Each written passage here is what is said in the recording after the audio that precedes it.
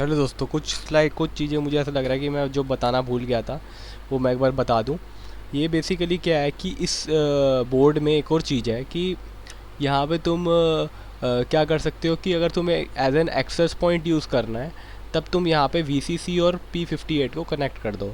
अगर तुम्हें as a station use करना है तो इसको हटा दो। ये बेसिकली क्या है, ये जो काले काली डब्बियाँ हैं जैसे आप ये देख रहे होंगे इस लॉन्च पैड पे, ये एक तरह की है कि इन दोनों वायर को ये शॉर्ट कर देती है। मतलब इसको इससे कनेक्ट करना है अगर वायर को तो इसको शॉर्ट कर देगी।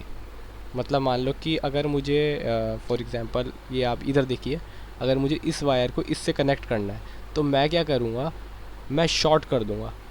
कैसे शॉर्ट कर दूँगा, फॉर एग्ज़ाम्पल अब मैं आपको लाइव करके दिखाता हूँ। यहाँ पे जैसे मेरे को इसको इससे शॉर्ट करना है तो मैं यहाँ से निकालूंगा शायद मेरे को, क्योंकि ये वाली तो चाहिए भी नहीं होती। क्यों नहीं चाहिए होती, क्योंकि मेरे को जब प्रोग्राम करता हूँ तो मुझे टी क्लॉक को मेरे को इसके 2 से कनेक्ट करना होता है। देख रहे हो, यहाँ से कनेक्ट करना होता है तो इसको शॉर्ट करने की ज़रूरत पड़ती नहीं है वाइल प्रोग्रामिंग।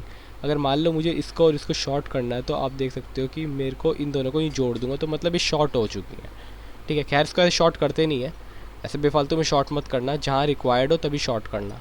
तो इसके लिए आपको पिन सेट का अच्छे से डिटेल में अंडरस्टैंडिंग होनी चाहिए। और अगर आपको as an access point use करना है तो इसको क्या करना, मतलब VCC और P58 को शॉर्ट करना। इतना मुझे आइडिया, मैं तभी बता रहा हूँ। ठीक है, और अगर आपको एज अ स्टेशन यूज़ करना है तो इसको हटा देना। ठीक है, इसको हटा देना। अरे गिर गया यार,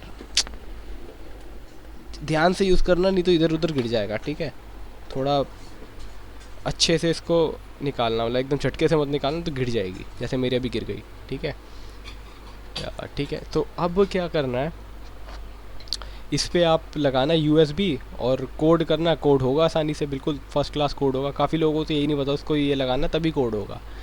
ये वाला जो आपको मैं थोड़ा डिटेल में बताऊँ तो टी क्लॉक को जो नीचे SOP2 पिन है, मतलब SOP2 नीचे वाली पिन है, मतलब टी क्लॉक मतलब ये वाली पिन, इसको हटा देना पहले। फिर ये वाली जो पिन है उसको तुम कनेक्ट करना SOP2 से, इसको भी हटा देना, SOP2 से कनेक्ट करना और फिर कोड करना। ये नीचे है SOP2, इसको कोड करना।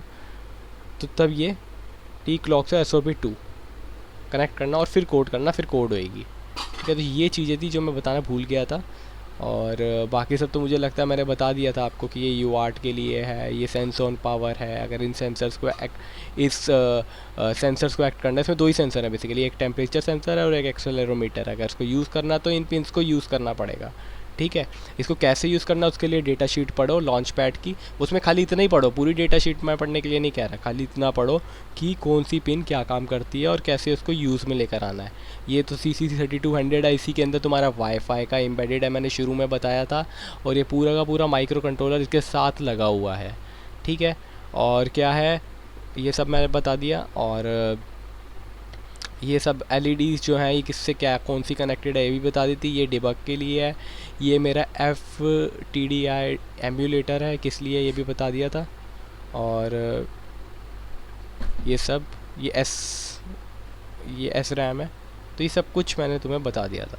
S फ्लैश है, सॉरी ये S फ्लैश की चिप है। फ्लैश वो होता है जिसमें प्रोग्राम स्टोर होता है।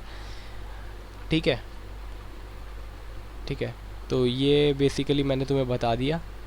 अब इसके बारे में एक बार और पढ़ लेना कहीं से, अगर डिटेल में पढ़ते हो वर्क डेटा शीट तो अब तुम्हें समझ में आएगा, तुम फैमिलियर होंगे एटलीस्ट कि कौन सी चीज़ क्या है और क्यों काम में आती है।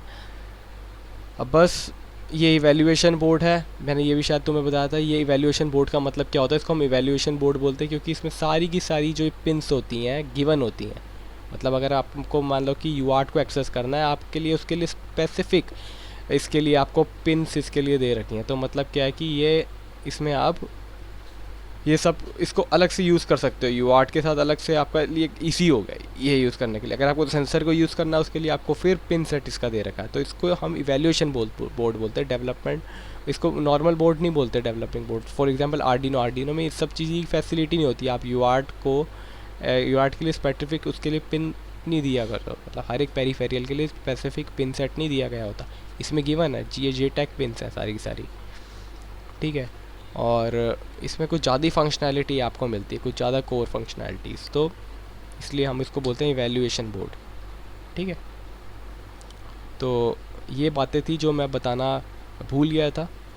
तो ये बातें ध्यान में रखो और नेक्स्ट वीडियो में मैं बताने वाला हूँ तुमको कि लेवल सेंसर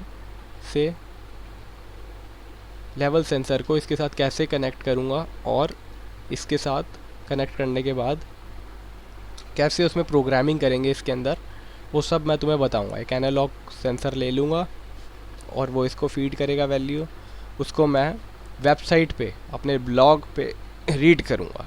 कैसे रीड करूँगा वो मैं तुम्हें बताता हूँ अभी, ठीक है, नेक्स्ट वीडियो में।